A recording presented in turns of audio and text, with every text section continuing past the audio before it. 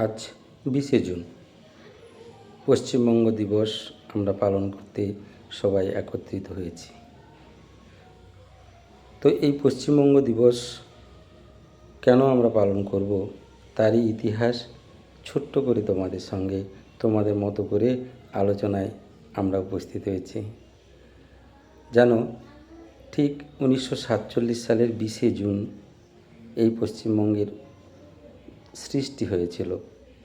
তো সেই সময় আমাদের দেশ ভারতবর্ষ ইংরেজ শাসিত ছিল এবং ইংরেজ শাসনকালে তখন আমাদের স্বাধীনতা আন্দোলন দুটি ধারায় প্রবাহিত হয়েছিল।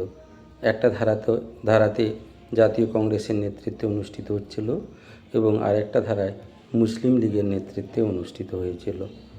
তো মুসলিম লীগের নেতৃত্বরা বিশেষভাবে মুসলিম সম্প্রদায়ের মানুষের সঙ্গে প্রায়শই সাম্প্রদায়িক দাঙ্গায় জড়িয়ে পড়ে তৎকালীন সময় এবং তার ফলে একটা ব্যাপক বিশৃঙ্খলা তৈরি হয়। আর এই যে আমাদের পশ্চিমবঙ্গ, তখন কিন্তু পশ্চিমবঙ্গ নাম ছিল না, এটা নাম ছিল বাংলা।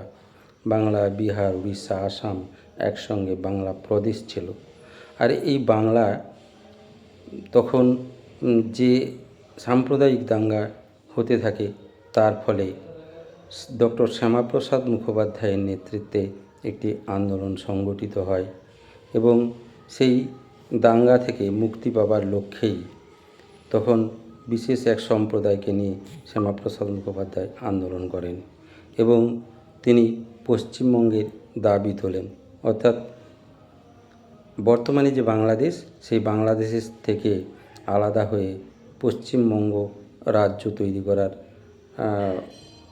চেষ্টা করেন এবং 1947 সালে 20শে জুন আজকের তারিখেই এই পশ্চিমবঙ্গ আইনসভায় আইন আকারে পাস হয় এবং পশ্চিমবঙ্গ আর পূর্ববঙ্গ বাংলা ভাগ হয়ে নামকরণ হয় এবং পশ্চিমবঙ্গ তৈরি হয়। এই জন্যই কিন্তু আজকের দিনটিকে আমরা স্মরণ করার জন্য পশ্চিমবঙ্গ দিবস পালন করছি এবং এর জন্য ডক্টর শ্যামাপ্রসাদ মুখোপাধ্যায় নাম আজও আমাদেরকে স্মরণ করতে হবে।